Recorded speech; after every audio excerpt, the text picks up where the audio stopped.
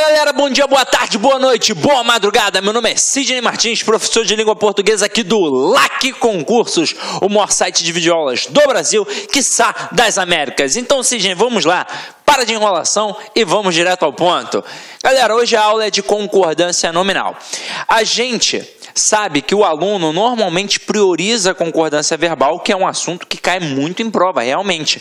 Mas a concordância nominal, se não prestar atenção, ela vai te derrubar.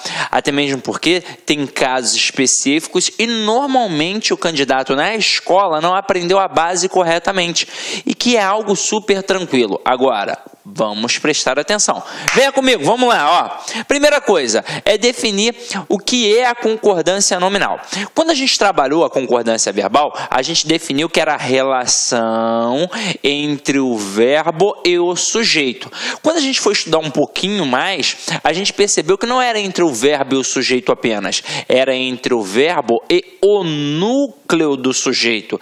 Então, ali se dava a relação da concordância verbal. Quando a gente fala na concordância nominal, é a relação entre o nome e os seus determinantes. Então, aqui, a gente definiu que a concordância nominal é o estudo das relações sintáticas entre um nome e seus determinantes. Aí olha só esse exemplo aqui. O aluno está preocupado.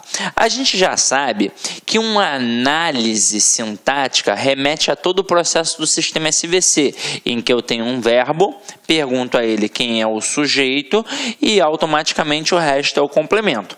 No caso aqui, a gente tem um verbo de ligação e tem um predicativo do sujeito. Trabalhamos estruturas sintáticas. Mas e agora? E as estruturas gramaticais, morfológicas? Esta palavra aqui, preocupado, é um adjetivo. Por que um adjetivo? Porque está indicando uma característica. E uma característica de quem? Do aluno, que é o substantivo. Então, neste processo, a gente percebe que o substantivo está mandando nessa concordância nominal, já que aluno é um substantivo masculino e está no singular. Então, o adjetivo deve obedecer essa concordância, ficando no masculino singular. Agora, vamos entender como é que funciona o processo como um todo. Se liga só. A gente acabou de definir que a concordância nominal é a relação entre o nome e os seus determinantes. E aí você vai lembrar lá da primeira aula de classes gramaticais que nós definimos a separação entre classes variáveis e classes invariáveis. Quando fomos estudar as classes variáveis, percebemos que eram 6 e as invariáveis 4. Mas na hora que nós fomos estudar as 6 variáveis, nós percebemos que o estudo era assim, igualzinho eu estou fazendo aqui com as minhas mãos. Uma ficava isolada, que era o verbo, porque era a classe mais variável de todas, era a classe que mandava em tudo, portanto a classe mais importante e mais difícil, portanto estudada à parte, sozinha. E as outras 5 trabalhavam num processo conjunto, em que uma ficava no meio, mandando, e as outras 4 só na sua periferia, obedecendo. Então é assim, qual é a classe responsável pelo nome? Quem é o nome? É o substantivo. E quem está aqui na periferia do substantivo? O numeral, o pronome,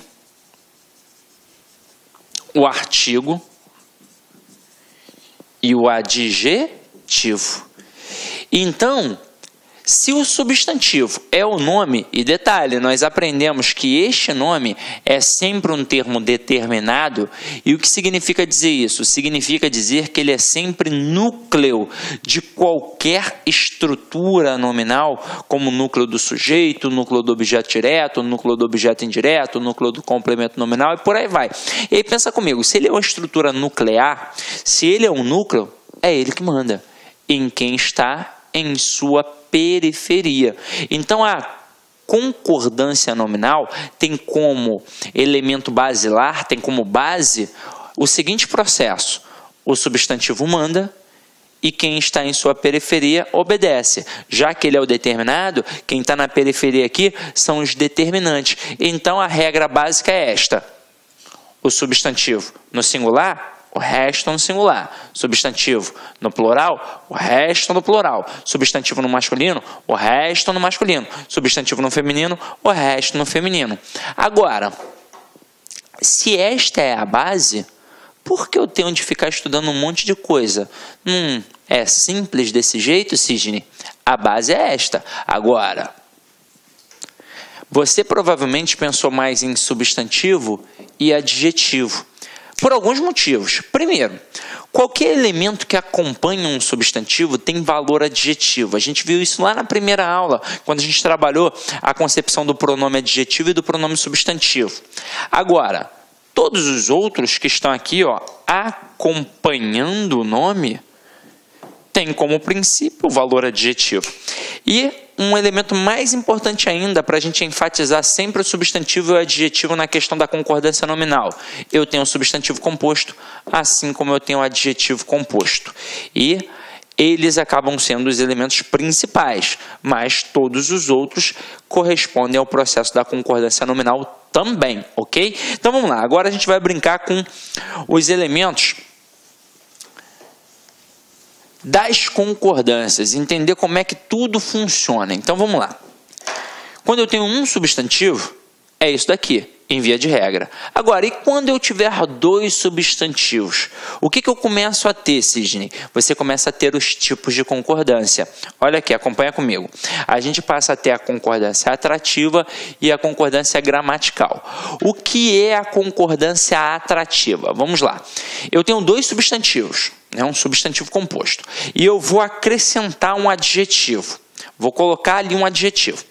Se esse adjetivo vai fazer uma concordância atrativa, ele vai concordar com quem? Com um elemento que está mais próximo a ele, independentemente de como se apresentar. Se está no feminino, singular, singular, plural, plural, masculino, masculino, vai ser assim, independentemente de como se apresentar. Agora, eu também posso ter a concordância gramatical. E aí o que vai acontecer? Você aprendeu lá na aula de concordância. Olá, meus amigos, minhas amigas, sou o professor Luiz Antônio Carvalho, com muito prazer, muita satisfação, estou aqui para fazer um convite muito especial para você que vai prestar, que vai realizar o concurso da Polícia Federal 2018. Este concurso já foi autorizado, segundo a portaria de autorização, o edital deve ser publicado até o dia 19 de outubro. É claro que eu acredito que deve ser publicado um pouco antes e é hora de se preparar. Nós aqui da Lá Concurso, nós estamos fazendo um curso super competitivo, um curso com 180 dias de acesso. Durante esse período você pode assistir quantas vezes quiser e na hora que desejar. Detalhe, você receberá todas as atualizações durante esse período a custo zero aqui da Lá Concurso. Tá certo, meus amigos? Este curso, top de linha, como esse professor que você acabou de assistir essa aula demonstrativa, por apenas 10 parcelas de R$ 35. É isso mesmo, 10 parcelas de R$ 35 e você vai estudar aqui na Lá Concurso, com antecedência, com planejamento e foco, e eu tenho certeza absoluta que você vai ficar competitivo e mais ainda, você vai gostar do nosso serviço. Gostou? Então clique aqui embaixo que nós temos aqui o link para você fazer a matrícula no nosso curso da PF 2018. Um forte abraço, espero vocês. Tchau, tchau. Clique lá.